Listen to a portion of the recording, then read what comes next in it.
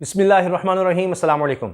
जैसे जैसे इमरान खान साहब का लॉन्ग मार्च अपनी मंजिल की जानिब बढ़ रहा है, वैसे वैसे इमरान खान साहब के लिए खुशखबरियाँ आती चली जा रही हैं। मैंने इस पर ट्वीट भी किया था, अभी वीडियो भी बनाई, आप वो देख सकते हैं कि मुज़ाकरात के लिए कमेटी बाकायदा बना दी गई। ये अलग बात है कि मनीमा औरंगज़ेब साहिबा कह रही हैं मुज़ाकरात नहीं हो सकते, राना सनाउल्लाह साहब आकर धमकियाँ दे रहे हैं इमरान खान साहब को, यानी कत्ल तक की धमकियाँ कि ये फितना है, इसका सर कुचलना है, इस तरह की बातें हो रही हैं। तो उसको लोग ये कह रहे हैं कि जी ये तो बाकायदा जान से मारने की धमकियां हैं, इस तरह की बात लोग कर रहे हैं, ये कमेंट्स लोग कर रहे हैं। तो अब आप देखिए कि इमरान खान साहब पर एक तरफ दबाव बढ़ाने की कोशिश है, लेकिन दूसरी तरफ इमरान खान साहब के लिए खुशखबरियों का सिलसिला किस तरह बढ़ता चला जा रहा है। अब हुआ यह है कि मुस्लिम लीग नून की विकटें गिरने का सिलसिला जारी है और अब एक जिले सदर बल्कि डिवीजन के सदर, पूरे डिवीजन के सदर ने बाकायदा तहरीक इंसाफ में शमूलियत इख्तियार कर ली है। तो नून लीग के लिए पहले ही लोग कह रहे थे कि जनाब ये सिर्फ जीटी रोड की पार्टी रह गई थी, तो अब कप्तान ने वो जीटी रोड पर आकर उसका भी खात्मा कर दिया है, इसलिए नून लीग परेशान है। पूरी कमेटी 9 रुकनी बनाई, उस पर मैंने वीडियो भी बनाई और जब मैंने इस पर ट्वीट किया तो कुछ लोगों को यकीन नहीं आया और उसके बाद आपने देखा कि हर तरफ ये हेडलाइन बन गई कि जी 9 रुकनी कमेटी बना दी गई है, उसमें मुख्तलिफ लोग शामिल हैं, तो फिर कमेटी बनाने की क्या जरूरत है। फवाद चौधरी साहब भी ये कह रहे हैं कि अगर लोग ही नहीं निकले जो कह रही है हुकूमत कह रही है, तो फिर ये सब पाबंदियों की क्या जरूरत है। फिर आप पैमरा को क्यों कह रहे हैं कि जनाब ये ना दिखाया जाए लॉन्ग मार्च। फिर आप इस्लामाबाद में क्यों कह रहे हैं होटल्स को और गेस्ट हाउसेज को कि जनाब खबरदार किसी को ठहराया, खबरदार किसी को ठहराया। तो फिर इतना खौफ किस चीज़ का है अगर लोग नहीं निकले। तो अच्छी बात है मुज़ाकरे की कमेटी बनाई है, लेकिन साथ ये है ना कि शर्मिंदगी से बचने के लिए कि नहीं नहीं नहीं कुछ ऐसा नहीं है, तो इस तरह की प्रेस कॉन्फ्रेंस बयान भी दिए जा रहे हैं। अब आप देखिए जो बड़ी खुशखबरी इमरान खान साहब को मिली है वो है कोयटा में नून लीगी सीनियर रहनुमा पीटीआई में शामिल। अब आप तफसील सुने और ये तफसील दे रहा है जी दुनिया न्यूज़, वही जिसके बारे में मनीम साहब ऑडियो भी आती है, जी मैं ये कर दूंगी या मेरी सारी बातें सुनी जाती हैं, मैं मतलब और वो अपने दामाद के लिहाज से कह रही थी कि जी वो खबरें लगवा देता है उतरवा देता है। तो दुनिया न्यूज़ ये कह रहा है पाकिस्तान तहरीक इंसाफ के लॉन्ग मार्च के दौरान बड़ी खबर आई है, कोयटा में मुस्लिम लीग नून के सीनियर रहनुमाओं ने पीटीआई में शमूलियत का ऐलान कर दिया है। आप सोचिए कि लॉन्ग मार्च के साथ साथ नून लीग की विकटें गिरने का सिलसिला जारी है, लॉन्ग मार्च के दौरान यह सब हो रहा है। पाकिस्तान मुस्लिम लीग नून के कोयटा डिवीजन, पूरी डिवीजन कोयटा की, आप जानते हैं बलूचिस्तान रकबे के लिहाज से सबसे बड़ा सूबा है लेकिन आबादी वहां पर सबसे कम है, तो कोयटा ही सबसे बड़ा वहां पर शहर है। तो पूरे उसके डिवीजन का जो सदर है, इसका मतलब है कि फारिग हो गई नून लीग पूरे बलूचिस्तान से ही। कोयटा डिवीजन के सदर रहीम काकड़ ने अपने साथियों के हमरा पार्टी को छोड़ते हुए पाकिस्तान तहरीक इंसाफ में शमूलियत इख्तियार कर ली है। नून लीग रहनुमाओं की पीटीआई में शमूलियत का ऐलान साबिक deputy speaker assembly Qasim Suri की मौजूदगी में किया गया। जी हाँ, वही कासिम सूरी जिनके बारे में अभी कहा जा रहा है जी वो जत्था लेकर आएंगे, वो उसका लेकर आएंगे। अभी आपने अली मीन गंडापुर का कह दिया, मैंने इस हवाले से वीडियो में जिक्र किया था कि 3 लोगों के बारे में ये बहुत ज्यादा कह रहे हैं, शहरेर अफरीदी, अली मीन गंडापुर और कासिम सूरी। अब आपने देख लिया कि जी अली मीन गंडापुर के हवाले से तो ऑडियो आ गई कि असलहा, वो कह रहे हैं कि वो लाइसेंस सारा लेकर आना है, यानी असलहा लाइसेंस वो कहाँ जा रहे हैं, क्या कर रहे हैं। तो लाइसेंस लेकर तो वो लोग पहले अली मीन गंडापुर के साथ बहुत से लोग होते हैं, तो इसमें कोई नई बात क्या है, लेकिन उसको ट्विस्ट देना है कि जनाब वो जो फैसल वाडा ने प्रेस कॉन्फ्रेंस की थी, वो जो करवाई थी फैसल वाडा से, वो भी आपने देखा उल्टी पड़ चुकी है, उनकी रुकनीत ही खत्म कर दी गई है। तहरीक इंसाफ के अब रहे ही नहीं मेंबर, उनको वो जो प्रेस कॉन्फ्रेंस उन्होंने की या करवाई गई वो महंगी पड़ी है।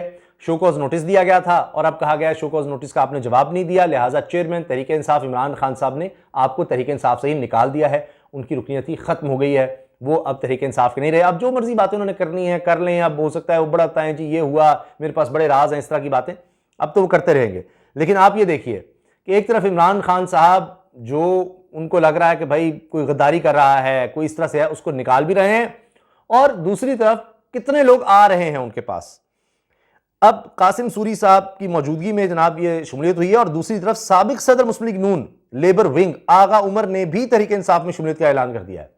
ये लेबर विंग के सदर हैं, और जो अभी कोयटा डिवीजन के सदर रहीम काकड़ थे पूरे डिवीजन के नून लीग के, वो जनाब, तो ये कोई छोटे लेवल के लोग शामिल नहीं हो रहे।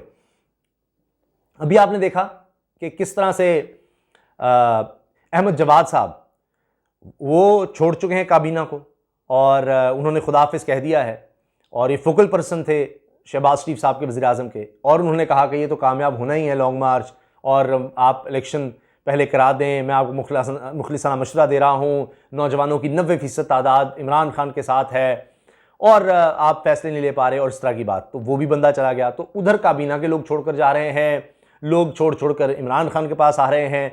फिर भी अगर तादाद गिननी है, देखना है जी लॉन्ग मार्च कामयाब है नहीं कामयाब, वो तो भी शुरू है तो कामयाब हो गया है। आप देखिए शुरू हुआ तो कितनी बड़ी खुशखबरी मिली, आबिद ज़ुबैरी साहब सुप्रीम कोर्ट बार के सदर बन गए, सबसे ताकतवर सबसे अहम वकला की बॉडी, और उसमें इजाज़तदारी बन चुकी थी पीडीएम की, उनकी जमातों की। और आज़म नज़ीर तारड़ साहब ने वज़ीर कानून के ओहदे से इस्तीफ़ा भी दिया, और सिर्फ इस इलेक्शन के लिए दिया कि इलेक्शन बच जाए कि जनाब देखिए हमने हुकूमत छोड़ दी है, हम वो जजेस की अपॉइंटमेंट में ये हो गया वो हो गया, वो सीनियरिटी को पर हमें कंप्रोमाइज़ करना पड़ गया तो मैंने इसलिए इस्तीफ़ा दे दिया, जो भी रीज़न थी। लेकिन वो बात नहीं बनी। और अब आगे जो वकला के दीगर इलेक्शंस आ रहे हैं उसके बारे में भी ये कहा जा रहा है, मैं अंदर की बात आपको बता रहा हूं कि अब इनके लिए वो भी इलेक्शन मुश्किल हो गए हैं। तो अब वो तहरीक इंसाफ ने जिनकी सपोर्ट की आबिद ज़ुबैरी साहब, वो जीत गए हैं। बाकी सारी जमातें सपोर्ट कर रही थी पीडीएम की, जो दूसरा ग्रुप था आसमा जहांगीर ग्रुप जिसको कहा जाता है, वो उनके जो उम्मीदवार थे वो हार गए हैं। तो ये इमरान खान साहब के लिए यकीनन एक और बहुत बड़ी खबर है कि इमरान खान को ये कामयाबियाँ मिल रही हैं।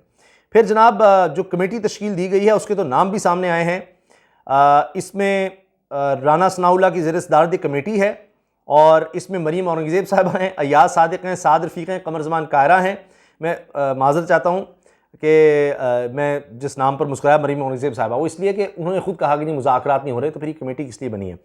खालिद मकबूल सिद्दीकी साहब भी हैं जी MQM के, मियाँ इफ्तिखार साहब हैं ANP से, और मौलाना असद साहब जो हैं मौलाना फजल रहमान साहब के बेटे, तो ये सब शामिल किए गए। पीपल्स पार्टी से कमर ज़मान कायरा साहब हैं।